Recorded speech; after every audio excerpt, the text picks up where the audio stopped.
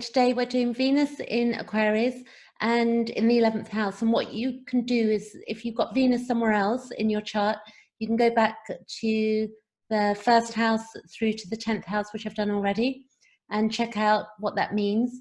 And if you're Pisces, it'll be after this video. But here goes. I'm going to explain what Venus means to anybody who's got it in the 11th house or in Aquarius.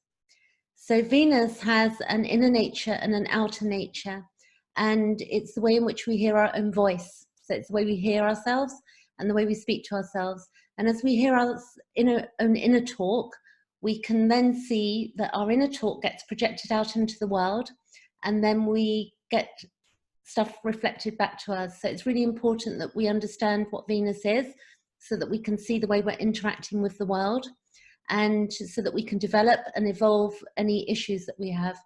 So also Venus is about our inner needs and values, and Uranus rules Aquarius and the 11th house. So the big question you want to ask yourself is, how do I talk to myself? That's number one with the Venus, to really objectify and get to understand that. And that is a process, because we're all going to have an inner critic and we've all got a disposition, but we can develop and evolve, and we can keep the good bits as well. It's integrating.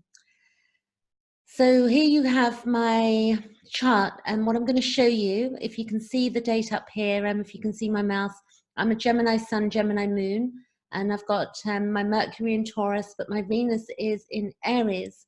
So if you see here that Venus, I'm Scorpio rising, and Venus is here on the chart at 18 degrees for me, and it's in Aries. But also what I would do, or I do, is that because the 5th house is also Leo, so I take that into account also. So that gives me a total understanding of what Venus is doing in my chart, along with other bits of information. So a natal chart represents our potential. It also represents what we have been and where we are at and what we can become. We have free will, and knowing this means we get to make choices. It's really important to understand that with astrology, that, you know, we're given a chart, but we can evolve it. And it is important we look at the totality of a chart, and in evolutionary astrology, the baseline used will be Pluto and the North Node and the South Node, and then we look at the rulers of the North Node and the South Node as well. And here, Venus in Aquarius, the ruler is Uranus. And here we have a pattern of being rebellious and rebelling, and of freeing ourselves from the reality and value systems and relationships. The how we should be as defined by society as a whole. They can feel alienated and not able to deal with what one considers to be normal. They can feel different and crave individuality, and they go through a process of eliminating that which appears restrictive to them.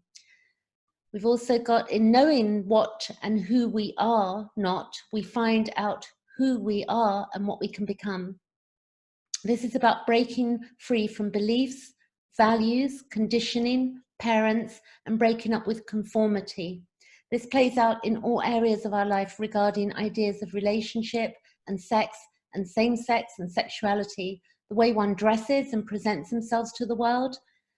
We can look at the generational shifts, the 60s and 70s and 80s, and the free love and the mods and rockers and the rest. So if you look back on history, we can see how we've evolved, and how, you know, the rebelliousness of those periods as well. Like in the 60s, Woodstock; in the 70s, it was psychedelics; in the 80s, you know, the music and the dress and whatever, and free love, and in the 60s.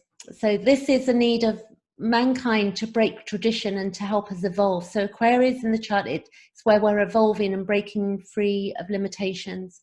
If we had no rebellion, we would not become individuated, and things would remain the same. This need builds new groups and structures, and we can see this via social media as an example, and the beliefs and the group beliefs. Absolute rebellion is rare. In reality, absolute rebellion is rare, but it does happen. And with rebellion, we can see that even in rebelling, we will turn to a group at times of people of like minds. And the next slide, we can see how rebellion has served useful purposes for all of us, and how it ripples and gives freedom. If we look at the rebellion of Rosa Parks, for instance, if you know the history of Rosa Parks, she didn't, on a bus, she chose not to stand up, and that created huge change. That rebellion of against, consensus reality is really important for healthy changes to take place in society. So some rebellion gets turned on its head, like the drugs in the 60s, and now a return to health and well-being and looking after one's health. People rebelling against certain foods, etc. There are many examples, and also there can be superiority with rebellion, which we need to watch out for. At some point, even in rebellion of joining groups or a belief system, people can then want to overthrow that idea. I've seen this with the idea, as an example, the law of attraction and the Secret movie, and how many people indulged and now rebel against that idea. This, I've seen that go on where people fell into the idea of the law of attraction with that Secret movie and the movie The Secret. And then what's happened is that people have, come to another level of consciousness of understanding the depth of what it is to be human. So people are digging deeper. And then we have, what else here? We've got rebellion can be short-lived, but does serve a purpose for humanity. Here we are looking at the supporting of individuality and the wanting of personal freedom. So how we can balance this out is with the polarity of Leo and detach from all groups to focus on self. Groups, even those that are rebel, create pressure to conform. So what I'm saying there is that groups that want to rebel are also creating a pressure to conform. So embracing Leo, we can learn to objectify self and learn to shine in our own right and create a life and values that are good for us without the need of rebellious acts, and in a balance of knowing who we are and our own magnificence. And that's how we can be helped by looking at the polarity. This is beautiful by Uganda. It says, mankind is engaged in an eternal quest for that something else he hopes will bring him happiness, complete and unending.